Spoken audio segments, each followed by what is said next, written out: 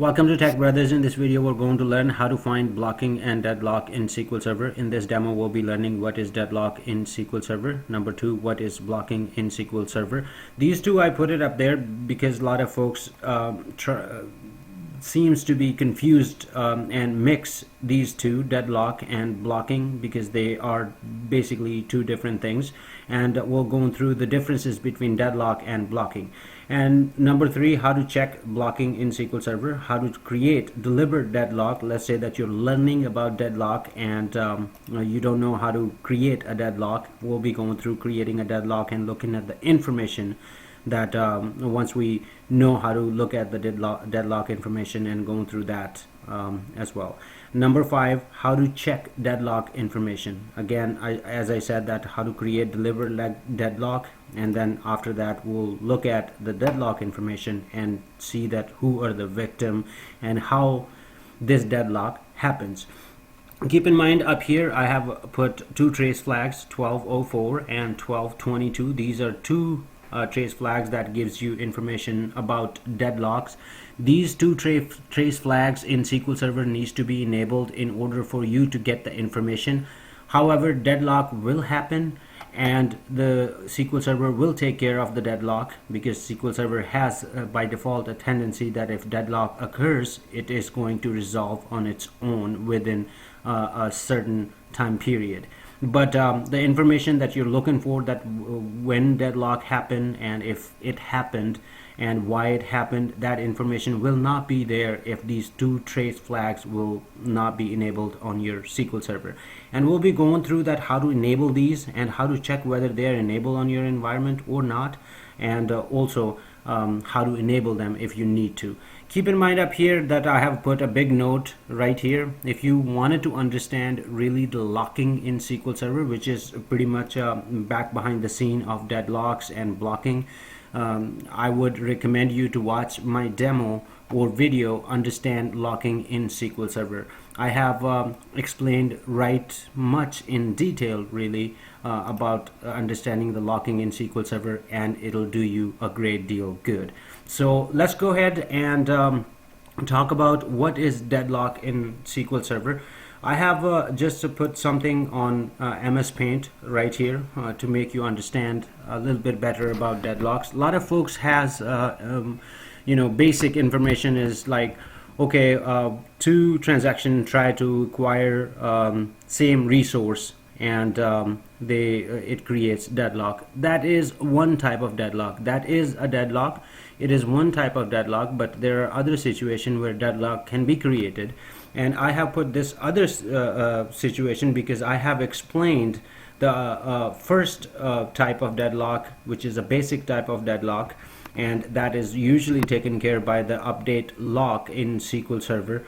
SQL Server try to prevent that first basic type of deadlock from happening. So I have explained in my previous demo, that's why I put that there. It is really necessary, and it'll be good for you that if you watch that video, because I have explained in greater detail. So this is the second type of most common type of basically deadlock that you will see in your environment. So up here I have a transaction 1, and over here I have a transaction 2. So basically whenever deadlock happens, it's the transactions are going after the resources in SQL Server. So resources could be your table, could be your database, could be your key, could be your page, could be your extent, could be a single row in a table. So those are the resources where the lock can be acquired. So let's say that transaction 1 has transaction 1 in the transaction T-SQL, it is doing something on resource 2, that is, let's say, a table 2 right here. So this resource 2, transaction 1 has it, and it's updating something on resource 2 basically, and it owns it. It has exclusive lock on it, and it says that, okay, I got that, I'm resource 2, this is first thing that I needed to do. Now along the line it says, oh, wait a minute, I need resource 1 in order to finish my transaction. Right here, this transaction is not finished. So what it says is that I need resource 1 in order to finish my transaction. So it says, okay, let's go and get the resource 1. Here there is another transaction. Transaction 1 that is doing something on resource 1. Let's say it's a table 2, right? So it's a table 2. So it's owned by transaction 2, because transaction 2 is updating or whatever it's doing. It has an exclusive lock on this particular table. So it says, okay, I got a table 1. In order to finish transactional 2, I need to have a resource 2. Now keep in mind that resource 1 is owned by transaction 1. Resource 2 is owned by resource up here, resource 2 is owned by transaction 1, and resource 1 is owned by transaction 2. So in order to finish transaction 1, it needs to go and get resource 1 to finish it. And for same thing for transaction 2, it needs to go to resource 1 to finish it. However, transaction 1 is saying, oh hey, I got the resource 2, you can't do anything until I'm finished. And transaction 2 up here says, okay, well, I got resource 1, so you can't do anything about resource 1. So they keep fighting among themselves. So this is where we call it deadlock. Seriously, so that's the main common deadlock you will see. It in previous version, especially in SQL Server 2000, it used to be also the deadlock happens on the first type, just one both transactions are competing for one resource. But here it's a different thing. It's owning the resource. Transaction 1 owns resource 1, and it's not going to let it go until it finishes. But transaction 2 needs resource 1 to finish it, and same way the transaction 1 needs resource 2 to finish it. So basically the battle goes on and on and on until SQL Server engine decides, okay, well, I think that I am in deadlock situation. It's not going to go anywhere until I will kill one of you guys. So SQL Server back behind the scene depends on the priority, isolation level, and a lot of other things. It goes and kill one of that. So the resource 1 and resource 2 is available for one of these transactions. And it depends on SQL Server basically that which transaction it will take the priority, and will tell that, okay, you can go ahead and finish it. Just so that I don't want you guys to fight for same thing and stay here forever. I want you guys to finish and go. So that's where the deadlock happens, and that's how SQL Server back behind the scene resolves it. But keep in mind that if deadlock is occurred, that is because of some sort of a bad programming, or acquiring the resources a bad way in transactional SQL, or by the application, or whatever the situation is. Whenever the deadlock happens, please go ahead and find out that why the deadlock is happening. Is there some change went in production system that causes the deadlock happens? Because you can go ahead and manipulate your resources, acquiring the resources using transactional SQL or your application, and you can run into a lot of deadlock situations. Because I have some students and friends who ran into this situation recently, and they said it was working fine a month ago, because just last month some code went in production and created this situation. So if you run into situation, being a DBA, you need to know that deadlock happens, and what is basically deadlock back behind the scene. So let's go back to our demo. Up here we went through the deadlock up here. Now the blocking, let's talk about what is blocking. So I'm gonna go back up here. This is the situation where the deadlock is.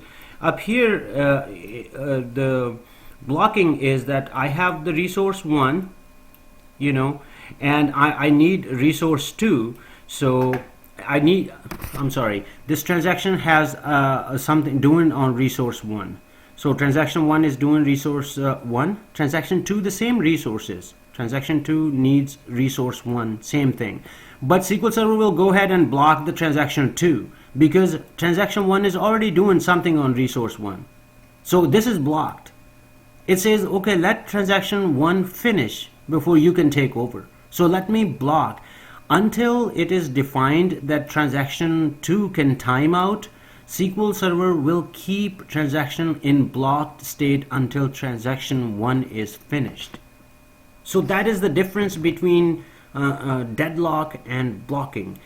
Deadlock, the first type of deadlock where I said that two transactions can go for same resource is kind of like that, but it's a little different, not a whole lot different. But it says that resource 1, I got transaction 1 already working on it. Transaction 2, you need resource 1. So let me put you in a blocking state. As soon as transaction 1 finishes, I will let you work on resource 1. Keep in mind there is no two resources in here. There is no competition here. The competition is just to get one resource, because I'm doing something here. Transaction 1 says, and transaction 2 SQL Server says, okay, wait, you're blocked. You can't do anything until transaction 1 finishes. So basically this is what is blocking. That's the difference between deadlock and block. And now let's move to how to check blocking.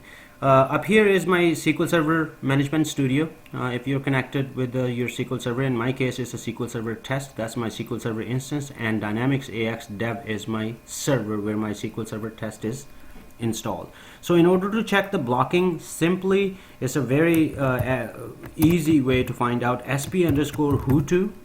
That is very common command used by a lot of DBAs. So if you run that command, you will see all the processes right here. As this is SPIDs right here. All these processes are running. All the sessions are open. You will see a little column right here called block by. So if any of this transaction right here, 51, let's say this is the session ID 51, is trying to acquire something that is owner of something, and 52 is going to get to do something on where 51 is working, it will be right here in this 52 session will be says blocked by 51. 51 is a SQL Server way of saying 51 is working on this already. So hey 52, you wait, you're blocked. So up here in 52 you'll be blocked by 51. That means that 52 has to wait until 51 is finished. So basically this is the column that you look for blocking. Now keep in mind that there might be performance issues and a lot of locks, but there might not be blocking at all.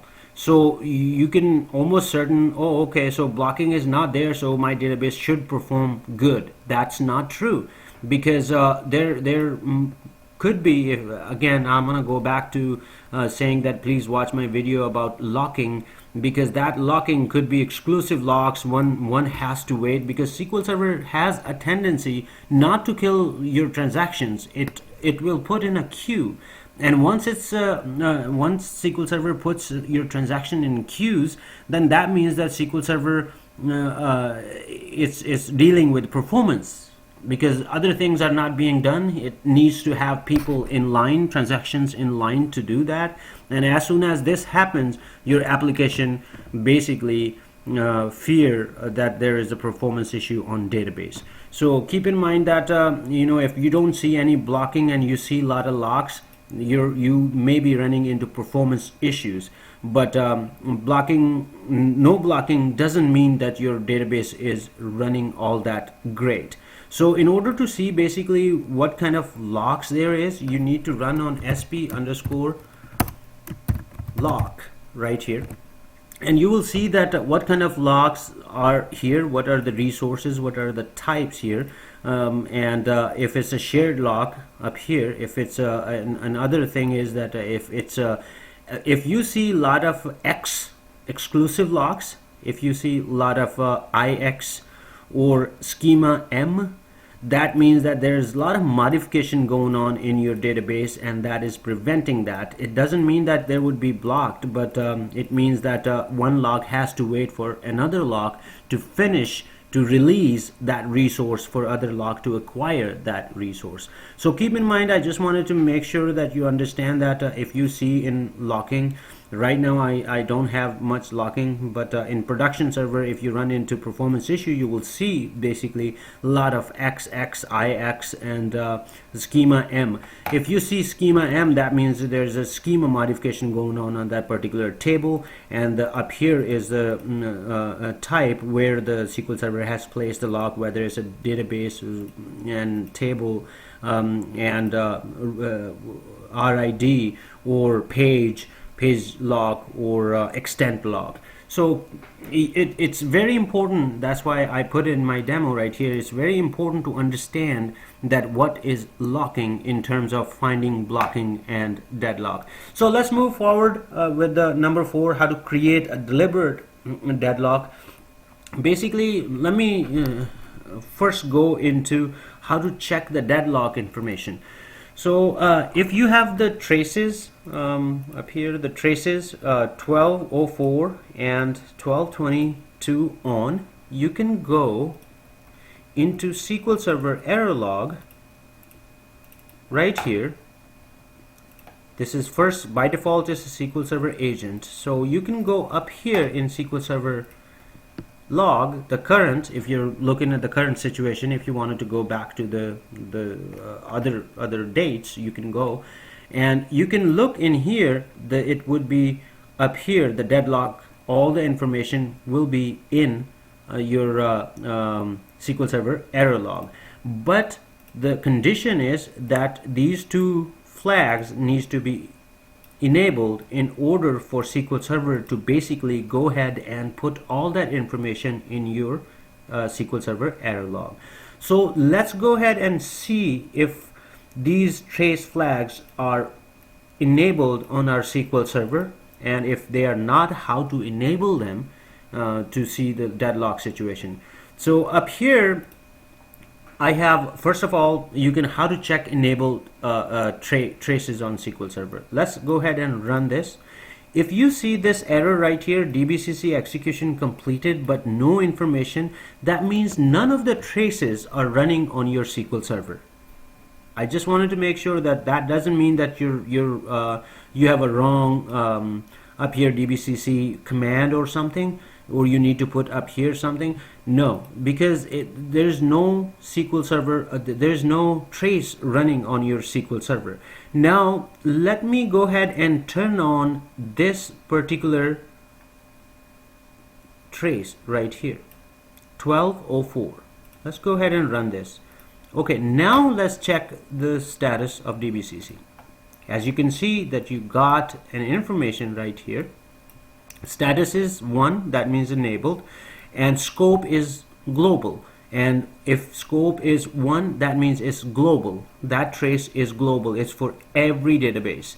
It's for entire SQL Server instance right here. So it's global. That's good. So what we learned right here is that if it doesn't return basically anything, and it says that it's command completed, you can almost be certain that there is no trace running on your SQL Server except the default trace. So let's go ahead and check that if these two traces are running, since we're talking about deadlock traces. As you can see that it will tell you that this is a trace flag, and this trace we just turned on right here. This is running, and up here is global. The scope of this trace is global, not the session. So this trace up here is not enabled, status is 0, it's not global, and all that. Let's go ahead and turn on this state trace as well. So let's go back and look at the traces now. As you can see, both traces are on. So you can specify if you wanted to know if a specific trace is on a SQL Server or not. You can use this right here, and it'll tell you that it's on. So keep in mind that if you have this on and you run into deadlock situation, then that's the only way that SQL Server will go ahead and give you information in error log. And you can set different ways you can track those error log. If deadlock happens, you can get an email, and that's a long discussion. But just to in this video scope is just to show you that where you can look for the deadlock situation. And if you wanted to go ahead and basically this is for on-demand tracing. If your application is running into deadlock, or you're not sure that if it's a deadlock situation, you can turn on these traces and look if there is a deadlock happening, and once you're done you can go ahead and turn them off. So let's go ahead and turn them off, as you can see, and let's look at the status. As you can see, there is no status right here. So I'm going to go ahead and basically go ahead and turn both on, and now we're gonna go ahead and basically reproduce. We're gonna go ahead and produce a deadlock situation. Right now this is just a demo, so I don't have a deadlock right here. So up here is we have a transaction one where we're gonna go ahead and create and insert into a table right here, and then in separate session what we're going to do is update our first table, the column, and then in other two I'm going to go ahead and update the table table 1 and table 2, and then I'm going to go ahead and come back to this right here, because I have not committed this transaction. This transaction is already open, which I was showing you in this demo, that when you talk about owning something, that this transaction owns something, that means it's not finished. That transaction is still open, and whatever the resource it got hold of, that an exclusive lock is on that. Since it's update, it's going to be exclusive lock, so it's not going to let any other transaction come and do something with this particular table right here. So let's go ahead and create these two tables. All right, we're done with that. So transaction 2, let's go ahead and do in a separate query. That means in a separate session. So we're gonna go ahead and paste this. Okay, one row is completed. Let's go back, and we're gonna go ahead and open another session.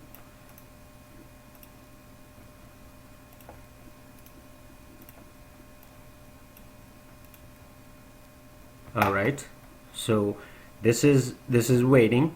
We're gonna go back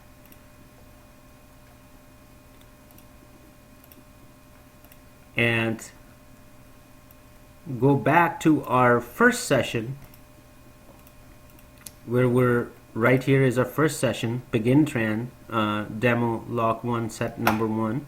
So we're gonna go and find that. That's right there. So we're gonna go ahead and run this as well.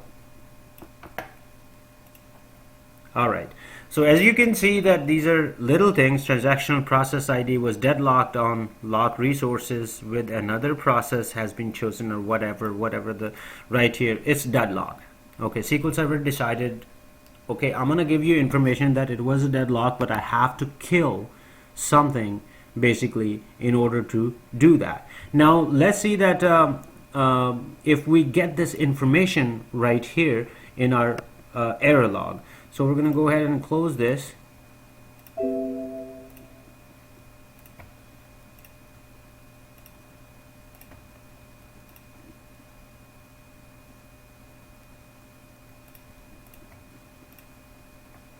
All right, so let's go in our error log and see if this deadlock information is there. As you can see right here, all the deadlock information, deadlock list, deadlock victim, and everything. And here are the traces that we turn on and off. So basically this is how you look at deadlock situation, and this is how you go and look at locking and blocking and all that and deadlock information. I hope this video really helps, because again, I would emphasize on this demo. If you wanted to watch this demo, it'll help you to understand this scenario way more, and also about the traces, and that how we can create, we went through the deadlock and blocking differences, and we created deliberate deadlock, and then we check the information in our error log. You can use that information basically to send you anytime a deadlock happens in SQL Server. You can basically send an information to your email and all that. I'll put a different, basically I have already a demo that if there is a deadlock occurs and you wanted to send an email, you can send an email to your team or yourself. I hope this video helped.